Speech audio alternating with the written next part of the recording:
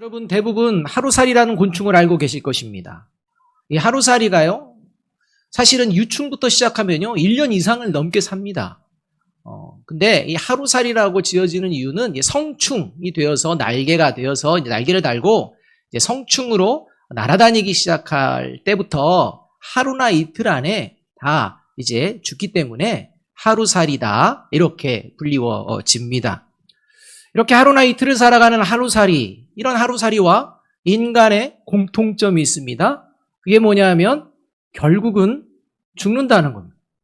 하루를 살고 죽든지 이틀을 살고 죽든지, 저와 여러분이 몇십 년을 살고 죽든지 결국 끝은 죽음입니다. 죽음에서 예외일 수가 없다는 것입니다. 그래서 이 죽음 앞에서 사람들은요, 그 모든 지나간 인생이 참 덧없다, 죽음 앞에서는 참 무의미하고 허무하구나 라고 하는 이런 의미를 담아서 비유로 말하기를 하루살이 같은 인생이다 라고 이야기를 한다는 것입니다. 그러니까 죽음 앞에서는 지나간 것들이 아무런 의미가 없어지는 것입니다. 그냥 죽음만이 기다리고 있는 것입니다. 그래서 이 죽음이라는 것으로 말미암아 이제 그 마음이 힘겨워지고 어려워지는, 더 나아가서 이제 죽음을 점점 앞에 두고 있는 이러한 사람일수록 더욱 인생의 허무함을 느끼는 경우가 많이 있다는 것입니다. 그러나 그리스도인은 다릅니다. 그리스도인들은 이 인생 가운데에 찾아오는 죽음, 이 죽음이 끝이고 덧없는 인생의 결과라고 생각하지 않는다는 것입니다. 왜냐하면 오히려 그리스도인은 영원히 사는 존재임을 믿고 있기 때문입니다. 그래서 이 영원에 잇대어져 있기 때문에 하루하루의 삶이 더욱 의미가 있다는 것입니다. 이 의미 있는 삶을 통해 죽음 이후에 더욱 값지고 의미 있는 삶을 영원히 살아낼 줄로 믿습니다. 이게 그리스도인이 이 땅을 살아가는 모습이라는 것입니다. 어떤 순간에도 인생의 덧없음을 이야기하지 않습니다. 언제나 의미 있는 하루하루라고 고백하며 살아가게 됩니다. 그래서 성경은 이 보이는 세상이 전부라고 생각하면서 살아가는 존재를 하루살이와 같은 존재라고 표현합니다. 그리고 확실하고 영원한 생명, 영원한 구원이 있음을 믿고 살아가는 존재를 하나님의 백성, 그리스도인이라고 성경은 말씀하고 있습니다. 이사야서 51장 4절에서 6절의 말씀 우리 함께 한번 읽어보겠습니다. 같이 한번 읽습니다. 시작. 내 백성이여 내게 주의하라. 내 나라여 내게 귀를 기울이라. 이는 율법이 내게서부터 나갈 것임이라. 내가 내 공의를 만민의 빛으로 세우리라. 내 공의가 가깝고 내 구원이 나갔은즉 내 팔이 만민을 심판하리니 섬들이 나를 앙망하여 내 팔에 의지하리라. 너희는 하늘로 눈을 들며 그 아래의 땅을 살피라. 하늘이 연기같이 사라지고 땅이 옷같이 헤어지며 거기에 사는 자들이 하루살이같이 죽으려니와 나의 구원은 영원히 있고 나의 공의는 폐하여지지 아니하리라. 이렇게 말씀합니다. 하나님께서 하나님의 백성들에게 말씀하고 있습니다. 하나님의 말씀을 주의해서 귀를 기울이지 않는 자는 결국 마지막 자리가 하루살이와 같이 심판 가운데에 죽게 되어지지만, 이제 하나님의 말씀을 주의해서 귀를 기울이는 자에게는 영원한 구원이 있음을 선포해주고 계시는 말씀입니다. 오늘 본문에도 예수님께서도 이와 같은 맥락의 말씀을 분명하게 하십니다. 이 땅을 살아가는 모든 인간들, 이 땅을 살아가는 모든 죽음 앞에 서 있는 인간들에게는 두 가지 종류의 사람으로 분류가 되어진다라고 말씀을 하고 계십니다. 그 말씀이 28절의 말씀입니다. 28절 말씀 함께 한번 읽어보겠습니다. 시작. 내가 그들에게 영생을 주노니 영원히 멸망하지 아니할 것이요 또 그들을 내 손에서 빼앗을 자가 없느니라. 이렇게 말씀합니다. 28절의 말씀에 의하면 예수님은요, 예수님으로부터 영생을 얻는 존재가 있다라고 말씀하시고요, 또 반면에 예수님으로부터 영생을 얻지 못함으로 말미암아 영원한 멸망에 던져지는 존재도 있다라는 말씀을 이 28절 말씀 가운데 담아두고 계신다는 것입니다. 코로나19 상황 속에서 모든 사람들의 마음에 한결같이 바라는 소원이 있습니다. 그 소원은 평범한 일상이 빨리 회복되었으면 좋겠다입니다. 코로나19 전의 상황처럼 그냥 가고 싶으면 가고, 만나고 싶으면 만나고, 먹고 싶으면 먹는 그러한 일상, 예전에는 소중하지 못하고 그냥 항상 계속될 것이라고 생각했던 그런 일상을 이 코로나19로 말미암아 빼앗긴 이후에 그 평범한 일상이 얼마나 소중했는지를 이제 온몸으로 경험하고 있는 이 상황이라는 것입니다. 여러분, 지금 저와 여러분이 마주하는 가족, 저와 여러분이 삶의 자리에서 마주하는 친구, 저와 여러분이 삶의 자리에서 마주하는 어떤 직장 동료, 저와 여러분이 삶의 자리에서 지금도 마주하는 이러한 교우, 이러한 분들이 여러분 마지막 때 영원한 하나님의 나라에서도 지금처럼 아무 일 없듯이 마주하고 있을까요? 또 여러분, 저와 여러분이 지금 오늘 거리낌 없이 그냥 평범하게 일상처럼 예배 자리에 이렇게 예배당으로 거리낌 없이 나오셨는데 마지막 그날 영원한 그 하나님의 나라에도 오늘 이 예배당을 그냥 평범한 일상처럼 그냥 거리낌 없이 들어오듯이 마지막 그날 저와 여러분이 하나님의 나라에 거리낌 없이 들어갈 수 있으리라 믿으십니까? 저와 여러분이 이 예배당에 문을 들었을 때 그런 마음을 한번 품어야 한다는 것입니다. 지금은 일상처럼 그냥 들락날락할 수 있지만요, 그날은 저와 여러분의 마음대로 되는 게 아닙니다. 코로나19로 잃어버린 평범의 일상은요, 시간이 가면 다시 회복되어질 수 있을 것입니다. 그러나 저와 여러분의 인생의 끝에서는 더 이상 그 결과를 돌이킬 수가 없습니다. 영원한 멸망에 던져지는 길에서 돌이킬 수 있는, 영원한 영생을 얻을 수 있는 유일한 기회, 이 기회는 오직 내게 오늘 현재 주어진 시간뿐입니다. 아닌데요, 내일도 있는데요. 여러분, 오늘의 시간을 현재 내게 주어진 시간임을 생각하지 않는 존재, 내일 생각하는 존재는요, 내일 돼도 똑같습니다. 언제나 내일입니다. 그래서 그 오늘을 소중히 여기지 않을 때 그 내일 구원은 없습니다. 그래서 구원받을 만한 때는 오늘입니다. 오늘 살아계신 하나님의 말씀에 주의해서 귀를 기울임으로 내게 영원한 생명이 있음을 확신하는, 하나님 앞에 확신받는 저와 여러분이 되기를 주님의 이름으로 축복합니다. 과거 이스라엘 백성들은요, 수많은 선지자들이 이스라엘 백성들 앞에 등장했습니다. 수많은 선지자들이 한결같이 하나님의 말씀을 전하며 주위에서 귀를 기울이라 하루하루 주어진 시간 동안 말씀을 전했습니다. 그러나 그렇게 외치며 기회를 주었지만 과거 이스라엘 백성들은 오늘 주어지는 이 하나님의 살아계신 말씀 앞에 자신들의 삶을 돌이키지 않다가 결국 멸망하게 됩니다. 그런 과거 구약의 백성들의 모습을 분명히 알고 하나님의 말씀을 듣고 있는 이 신약을 살아가는 유대인들, 이 유대인들도 이 모든 과거의 역사를 알고 있으면서도 다시 하나님께서 인간의 몸을 입고 오셔서 이제 말씀하시는 이 기회의 시간에도 오히려 이 예수님을 돌을 들어서 죽이려고 하는 이런 행동을 오늘 본문에서 보여주고 있다는 것입니다. 특히 오늘 우리가 읽은 본문은요, 수전절에 벌어진 사건입니다. 이 수전절은 히브리어로 하누카라고 하고 봉헌절이라는 의미를 담고 있습니다. 성전을 봉헌하는 것을 기념하는 절기입니다.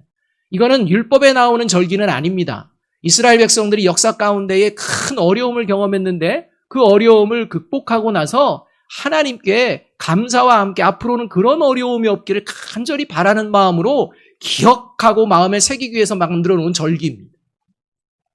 이 절기는요, BC 167년에 이 시리아의 왕인 이 안티오쿠스 에피파네스라는 이 시리아의 왕이 예루살렘 성을 쳐들어옵니다. 그리고 예루살렘 성전을요, 완전히 회파하듯이 하고 그곳에 제우스 신상을 세웁니다. 그리고 더러운 것들을 제물로 바칩니다. 완전히 예루살렘 성전을 우상숭배 전으로 만들어버립니다. 이래서 이스라엘 모든 백성들이 힘겨워하고 슬픔 가운데 빠집니다. 그런데 3년 후에 BC 164년에 이 유다 마카비우스에 의해서 이제 전쟁을 벌이게 되고 이 유다 마카비우스에 의해서 이 성전을 탈환하게 됩니다. 그리고 이스라엘이 잠시 독립을 누리게 되는 이런 상황이 벌어집니다. 이때 더러워진 성전을 완전히 깨끗하게 청결하게 하고 흠없는 예물을 하나님께 다시 올려드리며 하나님의 성전이 회복되었음을 기뻐하며 등불을 들고 춤을 추는 이때가 바로 수전절입니다. 그래서 이 절기가 되면 이 절기를 유대인들이 지키면서 다시는 이 예루살렘 성전이, 하나님의 성전이 우상 숭배의 장소가 되지 않도록 온전히 하나님만 섬기고 예배하는 장소가 되기를 간절히 기도합니다. 그리고 이 일들이 분명히 이루어질 것을 믿고 기다리는 존재가 있는데 그것이 바로 메시아라는. 메시아가 오시면 절대 이 아름다운 성전이 이제는 유린당하거나 어려움 겪지 않을 것이라고 이렇게 기대하며 메시아를 기다리고 있었다는 것입니다. 그러나 이 수전절에 성전을 거니시는 이 예수님과 대화하다가 어떤 일을 벌였느냐? 돌로 쳐서 죽이려고 하는 어처구니 없는 이 일을 벌이는 것이 오늘 본문의 장면이라는 것입니다. 왜 이들은 메시아를 기다렸고 그토록 이 성전을 아름답게 유지하고자 했는데도 불구하고 예수님을 돌로 치려 했는가? 그 이유는 딱 한 가지입니다. 영생을 얻지 못하였기 때문입니다. 영생을 얻지 못하였기 때문에. 자, 그렇다면 예수님께서 주시는 영생을 저와 여러분이 얻었는지 어떻게 확신할 수 있을까요? 저와 여러분이 유대인과 같은 모습이 아니라고 어떻게 장담할 수 있겠습니까? 저와 여러분이 이 예배의 자리가 하나님을 섬기는 자리라고 하지만 실제 삶의 모습, 예배의 모습, 함께하는 모습이 마치 하나님께 돌을 드는 것 같은 그러한 모습이라면 어찌하겠습니까? 저와 여러분이 오늘 유대인들의 보이는 이 모습인지 아니면 예수님께서 말씀하시는 영생을 얻은 자의 모습인지 우리가 어떻게, 무엇으로 증거할 수 있겠습니까? 오늘 그 증거를 해낼 수 있다고 예수님이 말씀하고 계신다는 것입니다. 저와 여러분이 영생을 얻은 자인지 그렇지 않은지 저와 여러분이 이 말씀 앞에 잘 귀를 기울이고 영생을 얻은 자로서 더 하나님께 영광을 올려드리기를 주님의 이름으로 축복합니다. 영생을 얻은 자, 어떻게 알 수 있느냐? 그 증거는요, 첫 번째, 나는 양이고 예수님만이 나의 목자이심을 믿습니다. 라는 믿음입니다. 우리 함께 26절 말씀을 함께 한번 읽어보겠습니다. 26절입니다. 시작. 너희가 내 양이 아니므로 믿지 아니하는도다. 예수님은요, 영생을 얻지 못하고 영원한 멸망에 처하게 되는 이유는 예수님의 양이 아니기 때문이요. 예수님을 목자로 믿지 않기 때문이다. 이렇게 말씀하고 있습니다. 따라서 영생을 얻은 자는 나는 양입니다. 그리고 나의 참된 목자는 예수님밖에 없습니다. 라고 고백하는 자가 영생을 얻은 증거라는 것입니다. 여러분, 양은 목자 없이는 살 수 있습니까? 없습니까? 없습니다. 여러분, 양이 목자 없이 살 수 있다고 생각하면 큰 착각입니다. 양은 목자가 없으면 죽습니다. 살 수가 없습니다. 목자가 반드시 있어야 합니다.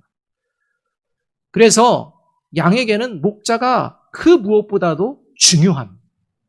눈앞에 있는 풀이 중요한 게 아닙니다. 목자가 중요합니다. 그러므로 나는 양이고 예수님만이 나의 목자이심을 믿는다는 것은 무슨 말이냐? 예수님 없이는 내가 한시라도 결코 살 수 없습니다. 라는 고백을 삶의 자리에서 고백하며 살아가는 것이라는 것입니다. 여러분, 예수님 없으면 살 수 없으십니까? 이것을 잘 담아낸 찬송가가 292장인데요. 찬송가 292장의 2절의 가사를 이제 한번 우리가 함께 볼 텐데요. 읽을 겁니다. 여러분, 저와 여러분이 실제 삶의 자리에서 이 고백이 되어지고 있는지 돌아보면 우리가 쉽게 알 수 있다는 것입니다. 찬송가 292장의 2절 가사 우리 함께 한번 읽어보도록 하겠습니다. 시작. 주 없이 살 수 없네. 나 혼자 못서리. 힘없고 부족하며 지혜도 없도다. 내 주는 나의 생명 또 나의 힘이라. 주님을 의지하여 지혜를 얻으리. 사랑하는 여러분, 예수님은 나의 참된 목자시고 나는 예수님의 양임을 믿으십니까? 이걸 아멘으로 고백하시는 분이 영생을 얻은 자예요. 주 없이 살 수 없네 라고 입술로 고백하면서요, 다른 마음으로는 이렇게 생각하는 사람들. 주님 없이도 얼마든지 나 혼자 살아갈 힘도 있고 능력도 있고 재물도 있고 지혜도 있다. 뭐 굳이 주 없이 살 수 없는 건 아닌 것 같다 라고 생각하며 뭐 주님 없이도 뭐 계시면 좋고 없어도 내가 살아가는데 뭐 큰 어려움은 없다 라고 생각하는 그러한 분들, 영생이 없는 분입니다. 예수님을 목자라고 인정하지 않는 것입니다. 양은 목자가 없으면 죽기 때문에. 저와 여러분의 삶의 자리 가운데 어떤 상황 속에서도 내 힘과 내 능력이 아니라 주님을 의지하여 주님이 주시는 생명과 힘으로 살아내는 저와 여러분이 되기를 주님의 이름으로 축복합니다. 이게 영생을 얻은 자입니다. 두 번째로 영생을 얻은 증거는 뭐냐? 참 목자 되신 예수님을 따른다는 겁니다. 예수님을 목자로 믿습니다. 목자님 저기 계시네. 근데 목자님이 갑니다. 목자가 갑니다. 그러면 어떻게 됩니까? 따라가야 됩니다. 왜냐하면 양은 목자가 가면 목자를 따라야지, 목자만 가면 자기는 죽기 때문입니다. 반드시 따라가게 되어 있습니다. 근데 예수님 저쪽 가시네? 난 여기가 좋아. 이건 예수님을 목자로 인정하는 게 아니라는 것입니다. 그러니까 예수님이 움직이시면 그냥 따라가게 되어 있습니다. 이게 양의 모습입니다. 목자를 따라가야 살 수 있기 때문에, 목자를 따라가야 보호를 받을 수 있기 때문에. 27절의 말씀 우리 함께 한번 읽어봅니다. 시작. 내 양은 내 음성을 들으며 나는 그들을 알며 그들은 나를 따르느니라. 이렇게 말씀. 여러분, 예수님은요, 저와 여러분의 모든 것을 아십니다. 장점 아십니다. 단점 아십니다. 저와 여러분의 연약함과 부족함 아십니다. 결코 완전할 수 없다는 것도 아십니다. 그것을 아시기 때문에 목자가 되어 주셨습니다. 여러분, 예수님이 저와 여러분의 목자가 되어 주신 이유는 저와 여러분이 부족하고 불완전하고 연약하고 나름대로 뭔가 힘은 있지만 세상 가운데 사탄을 이길 능력이 없다는 것을 잘 아십니다. 그러하기에 예수님은 저와 여러분의 목자가 되어 주신 줄로 믿습니다. 그리고 그 예수님을 믿고 따르는 것이 바로 영생을 얻은 자라는 겁니다. 반면에 예수님을 목자로 따르지 않는, 예수님에 대해서 별로 관심이 없는 이 멸망받는 세상, 이 멸망받는 세상의 특징은요, 힘도 있고 능력도 있고 남들보다 뛰어나고 탁월해야 내가 원하는 것, 더 좋은 것을 얻을 수 있습니다. 저와 여러분이 세상 가운데 뭔가 좋은 것을 얻으려면요, 힘이 있어야 합니다. 능력이 있어야 합니다. 더 가져야 됩니다. 뭔가 탁월해야 됩니다. 남들보다 훨씬 나아야 합니다. 그래야 이 더 좋은 것을 얻을 수 있습니다. 그러나 영생이라는 것은 세상적인 방법으로 얻을 수 있는 게 아닙니다. 영생을 얻을 만한 능력이 있어서 얻을 수 있는 게 아니라는 것입니다. 오직 영생은 영생을 주시는 분을 믿고 따를 때만 얻을 수가 있습니다. 얼마나 세상적인 것을 가지고 있느냐가 아닙니다. 내가 예수님을 믿고 따르느냐, 여기에 있다는 것입니다. 이렇게 영생을 주시는 분을 믿고 따르기 위해 영생을 얻은 자의 가장 큰 특징이 있는데 그것이 바로 예수님의 음성을 알아듣는 것이라는 것입니다. 여러분, 저와 여러분은 뭔가를 따라가는 인생을 삽니다. 근데 영생을 얻은 자는요, 예수님의 음성을 따라 살아갑니다. 예수님의 음성을 따르기 위해서는요, 예수님의 음성을 알아들어야 합니다. 예수님의 음성인지 아닌지 못 알아들으면 문제가 커집니다. 그래서 영생을 얻은 자는 예수님의 음성을 들을 수 있는 귀와 능력을 하나님이 허락하여 주신 자입니다. 지금 유대인들의 문제는 어디 있느냐? 예수님께서 누구신지 예수님의 말씀을 들으면서도 모른다는 것입니다. 지금 예수님이 수전절에 함께 이야기하는 이 장면은요, 예수님이 공생애를 시작한 뒤에 2년 6개월 정도가 지난 때입니다. 그러니까 2년 6개월 동안 예수님께서 갈릴리를 시작해서 예루살렘으로 왔다 갔다 하시면서 일으키시는 모든 기적과 말씀하시는 모든 말씀들을 수없이 들어온 그런 존재들이라는 것입니다. 그렇게 수없이 들었는데도 오늘 본문에서는요, 이제 예수님께 요구를 하는 겁니다. 당신이 왜 우리의 마음을 조리십니까? 왜 우리의 마음을 의심하게 합니까? 이제 좀 밝히 알려주세요. 당신 그리스도입니까? 당신 메시아입니까? 좀 속 시원하게 얘기해 주세요. 이렇게 얘기하는 것입니다. 이때 예수님께서 이제 이렇게 그들의 요구에 25절과 26절에서 대답하십니다. 같이 한번 읽어보겠습니다. 시작. 예수께서 대답하시되 내가 너희에게 말하였으되 믿지 아니하는도다. 내가 내 아버지의 이름으로 행하는 일들이 나를 증거하는 것이거늘 너희가 내 양이 아니므로 믿지 아니하는도다. 예수님이 수없이 얘기했지만 수없이 뭔가를 보여주셨지만 듣지도 않고 믿지도 않는다는 것입니다. 그러면서 입술로만 밝히 알려주세요 라고 이야기합니다. 사랑하는 여러분, 영생을 얻은 자는 예수님의 음성을 알아듣습니다. 그래서 그 음성을 듣고 따릅니다. 이 예수님의 음성을 듣고 따른다는 것은 먼저 내 마음속에 들려오는 수많은 소리들, 특별히 세상 가운데에서 들려지는 이 세상의 미혹과 관련된 수많은 소리에 미혹되지 않고 이 세상의 소리와 예수님의 음성을 분별하고 이 예수님의 음성을 따라 다시 살아내기를 늘 결단하며 나아간다는 것입니다. 저와 여러분의 내면에 들려지는 음성을 여러분 잘 들어보셔야 합니다. 저와 여러분에 들려지는 그 내면이요, 맞는 것 같지만 사탄의 미혹의 음성들이 대부분입니다. 그러나 그 안에도 하나님의 영이 존재하는 그리스도인 영생을 얻은 자에게는 성령의 음성이 함께 들려줄 줄로 믿습니다.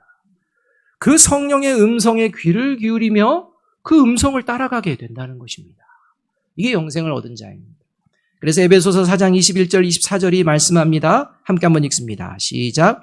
진리가 예수 안에 있는 것 같이 너희가 참으로 그에게서 듣고 또한 그 안에서 가르침을 받았을진데 너희는 유혹의 욕심을 따라 썩어져가는 구습을 따르는 옛사람을 벗어버리고 오직 너희의 심령이 새롭게 되어 하나님을 따라 의와 진리의 거룩함으로 지으심을 받은 새 사람을 입으라. 오늘 이 시간을 통해 저와 여러분 안에, 저와 여러분에게 있는 옛사람이 벗어지는 역사가 이루어지기를 주님의 이름으로 축복합니다. 그리고 하나님의 말씀으로 새롭게 준비되어지는 복된 주일이 되어지기를 주님의 이름으로 축복합니다. 이게 영생을 얻은 자의 모습이라는 것입니다. 세 번째로 영생을 얻은 증거는 뭐냐?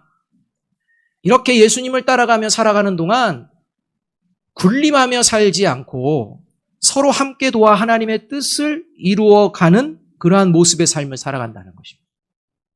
그리스도인은요, 세상을 살며 그 누구에게도 군림하고자 하는 마음을 갖게 되면 그리스도인일 수가 없습니다. 30절 말씀을 함께 한번 읽어봅니다. 30절 같이 읽습니다. 시작. 나와 아버지는 하나이니라 하신대. 이렇게. 예수님이요, 하나님 아버지와 예수님이 하나다 이렇게 말씀하십니다.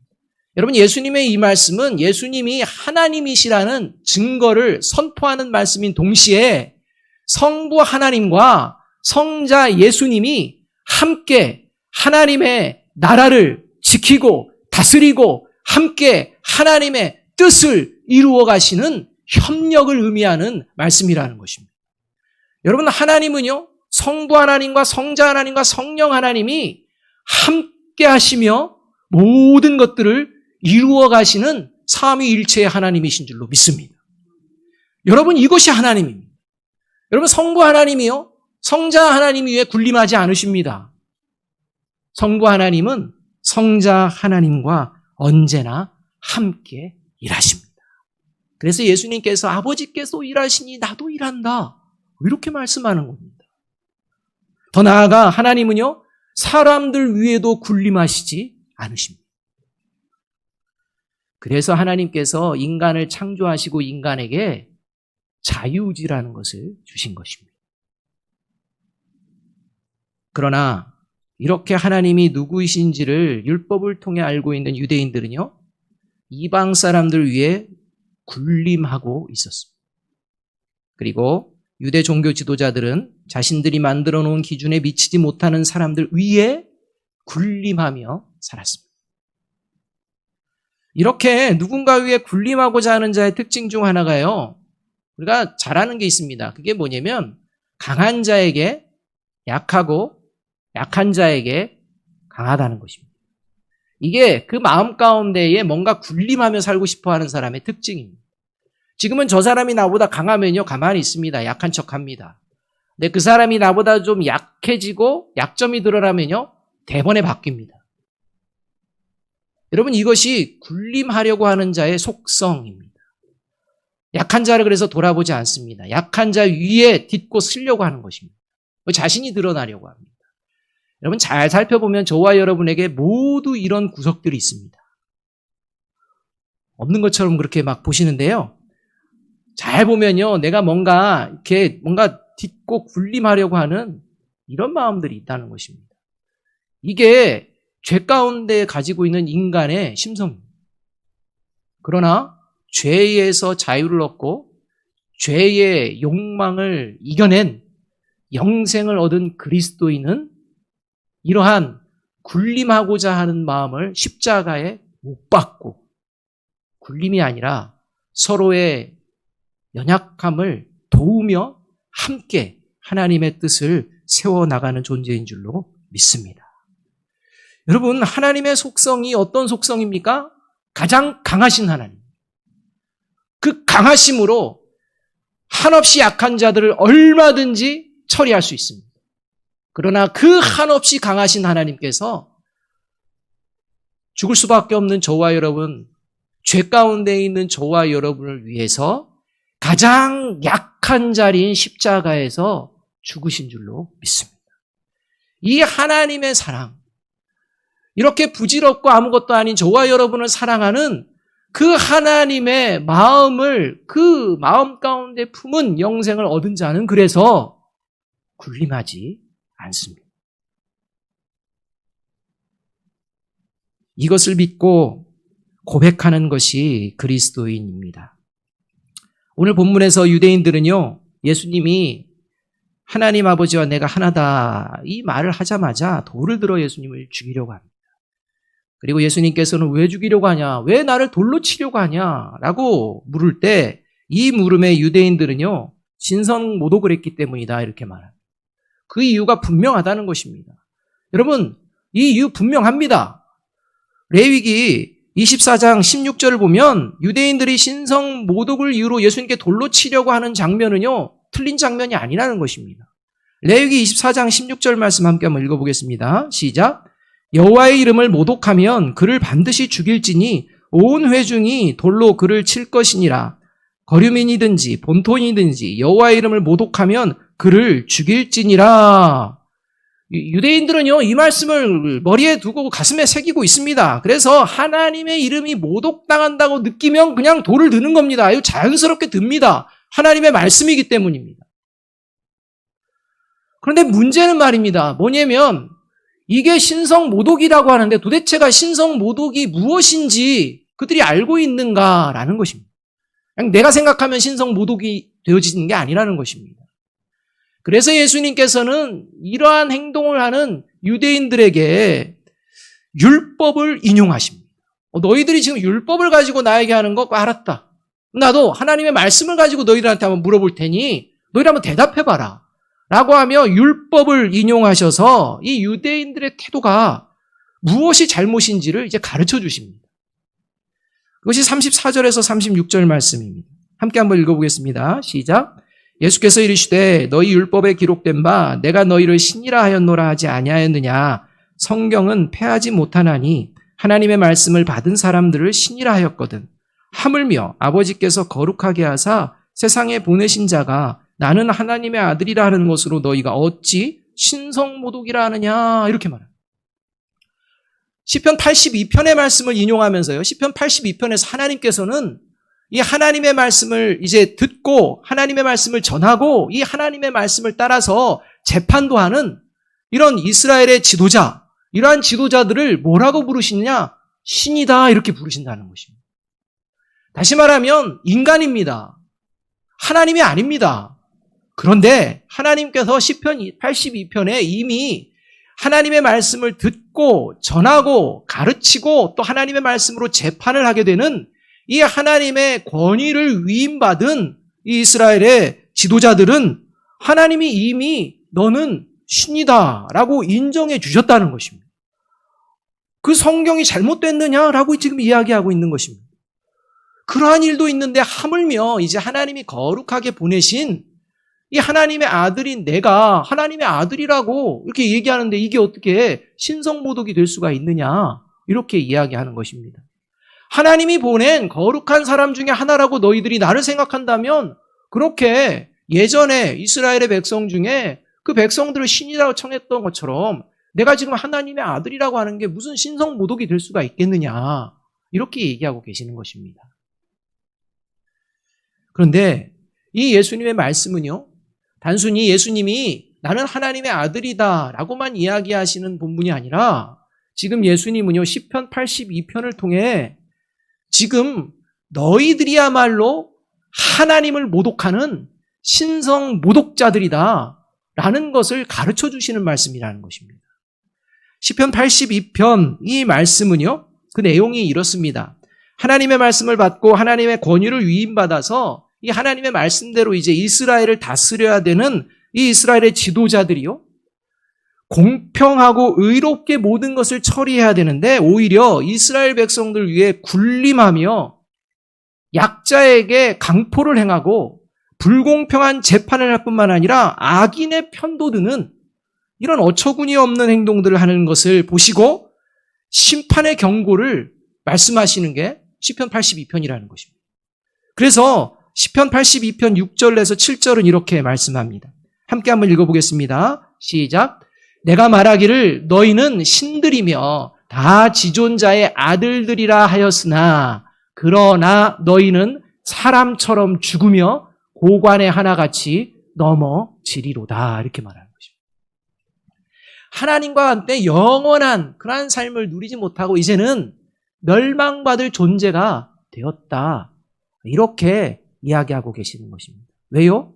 하나님이 내어주신 그 하나님의 자녀로서의 권위를요, 다 잃어버리고 자기 마음대로 살아가는 것입니다.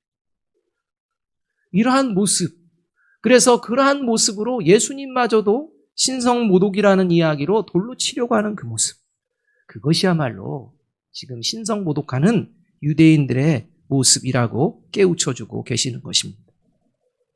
그리고 예수님은 이 말씀을 통해 다시 새겨 듣고 생각하고 사람들을 위해 군림하는 죄악에서 돌이키고 하나님의 자녀의 모습을 다시 회복하기를 원하시고 그래서 함께 하나님의 나라를 세워가기를 바라시는 그러한 마음으로 유대인들에게 기회를 주고 계시는 것입니다. 너희가 신성모독하고 있지 않느냐 하면서 돌을 들어서 그들을 치는 게 아니라는 것입니다. 너희들 잘 생각해봐라 라는 것입니다. 그리고 이 시대를 살아가는 그리스도인들을 향해서도 예수님께서 늘 주의하며 살펴야 할 것에 대해 이렇게 말씀하십니다. 마가복음 3장 28절에서 29절입니다. 함께 한번 읽어봅니다. 시작. 내가 진실로 너희에게 이르노니 사람의 모든 죄와 모든 모독하는 일은 사하심을 얻되 누구든지 성령을 모독하는 자는 영원히 사하심을 얻지 못하고 영원한 죄가 되느니라 하시니라. 여러분, 저와 여러분이 불완전해서요, 죄를 짓고 넘어지고 쓰러질 수도 있습니다. 다른 사람들에게 잘못된 행동들을 할 수 있습니다. 그런데 하나님의 말씀을 계속 들으면서도 그것에 대해서 회개하지 않고 여전히 그런 모습으로 나아가는 존재는 어떤 존재냐? 성령을 모독하는 존재라는 것입니다. 성령을 속이는 존재라는 것입니다. 하나님의 말씀을 듣는다고 하는데 전혀 듣지 않는 것입니다. 그러니 이렇게 성령을 속이고 성령의 인도하심을 말씀하는데 그 성령의 인도하심에 대해서는 관심이 없고 그저 내 생각과 내 뜻대로만 나아가는 것, 이것이 바로 성령을 모독하는 것이라는 것입니다. 왜 이렇게 될까요? 그 안에 하나님의 영이 없기 때문입니다. 그 안에 영생을 얻지 못했기 때문입니다. 사랑하는 여러분, 하나님은 영생을 얻은 하나님의 자녀들과 오늘도 함께 일하시기를 원하십니다. 함께 서로의 연약함을 보듬고 도우며 하나님의 이끄심을 따라 하나님의 나라와 하나님의 뜻을 세워 나가실 줄로 믿습니다. 그래서 요한복음 14장 12절은 이렇게 말씀하고 계시는 것입니다. 함께 한번 읽어봅니다. 시작. 내가 진실로 진실로 너희에게 이르노니 나를 믿는 자는 내가 하는 그 일도 또 할 것이요 또한 그보다 큰 일도 하리니 이는 내가 아버지께로 감이라. 예수 그리스도께서 십자가에 죽으시고 부활하신 그 사랑을 깨닫는 영생을 얻은 자, 그가 저와 여러분이 되어지기를 간절히 소망합니다. 그렇게 참목자 되신 주님의 음성을 듣고 그 음성을 따르며 부족하지만 서로 함께 도우며 하나님의 뜻을 교회 공동체 안에서 또 세상 속에서 아름답게 이루어가는 저와 여러분이 되기를 주님의 이름으로 축복합니다. 기도하겠습니다.